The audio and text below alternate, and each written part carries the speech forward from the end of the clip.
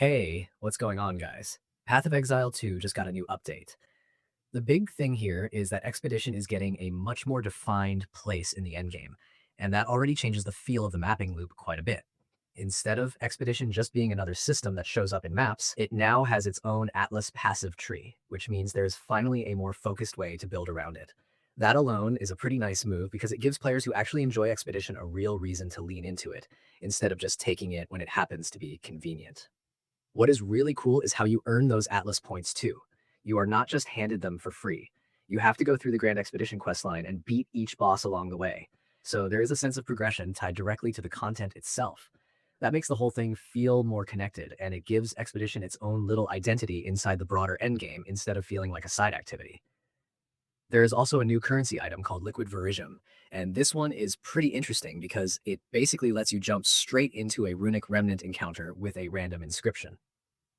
That sounds like one of those items that experienced players are going to immediately start thinking about in terms of efficiency, because anything that speeds up or concentrates the good parts of Expedition is going to matter.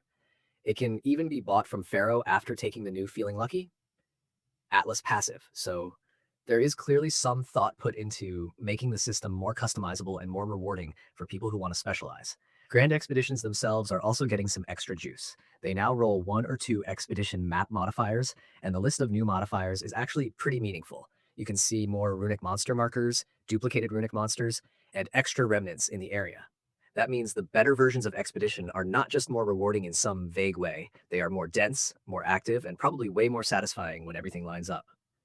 On top of that, remnants now choose which rune slot propagates to further monsters in a more predictable way. And there is even a highlight in the recipe list, so you can see which rune will spread after you finish a remnant. That is the sort of quality improvement that sounds small until you have actually played enough of the system to know how annoying guesswork can be. There are also a bunch of bug fixes and tuning changes around Expedition, including the chance for runic monsters to become rare scaling properly now, and a fix for runes not being empowered correctly in some cases. That kind of cleanup matters a lot because a system like this lives or dies on clarity and consistency. If a mechanic is deep but messy, people lose interest fast. Then there is the endgame side, and this is where the update starts to feel a bit broader.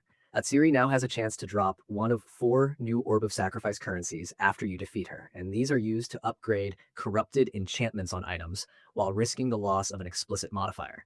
That is very much one of those high stakes, high reward systems that will make some players nervous and make other players immediately start planning builds around it. It adds another layer to item chasing without just handing out power for free. The Pinnacle bosses also got adjusted, and in a lot of cases, toned down. Several of them had resistances lowered because they were apparently too high, which should make those fights feel a little less punishing overall. The Arbiter of Ash got hit with some nerfs and duration, and the Lightless Serpent's Burning Ground was reduced too. So, if you have been banging your head against some of the harder encounters, this update probably takes the edge off a bit. There is still danger there, but it sounds like the tuning is moving toward challenge without quite as much frustration. One of the most player-friendly changes is the way unique items that grant skills now scale. This is a huge quality of life change because now those items will give you the lowest level version of the skill you qualify for when you equip them, and that scales up as your requirements increase. So a unique wand that used to be locked away until much later can now actually be used much earlier if the skill scaling works out. That kind of change opens up build experimentation in a really nice way, especially for leveling. It means more weird and fun item choices exist without being dead on arrival for early characters. Of course, with that change, a few uniques now have minimum level requirements added, which makes sense. The Sacred Flame, Eventide Petals, and Choir of the Storm all get pushed later because they would otherwise be a little too strong or too awkward in the new system. There is also a brand new unique called the Master's Reach, and it can drop from the Vessel of Kulamak fight when the boss is fully empowered by the Liches. That is the kind of drop that is going to keep collectors and build crafters busy for a while. There are a couple of nice quality of life additions too. Holding Alt on currency or stackable fragments now shows how many you have in the same inventory, including in trade windows, which is just one of those things that makes trading and sorting way less annoying. There is also a checkbox to hide the "You have died" screen, which feels like a very simple change, but for some players that is exactly the kind of small comfort that matters. The controller trade market UI also got some cleanup, which is good to see because interface problems can make otherwise solid systems feel clunky. And then, as always, there is a huge pile of bug fixes. A lot of them are targeted at Atlas behavior, residual, breach, strongboxes, controller issues, audio problems, and a bunch of crashes. Fixing 8 client crashes and 4 instance crashes is not glamorous, but it is absolutely the kind of thing that makes an update feel healthier once you actually get back into the game.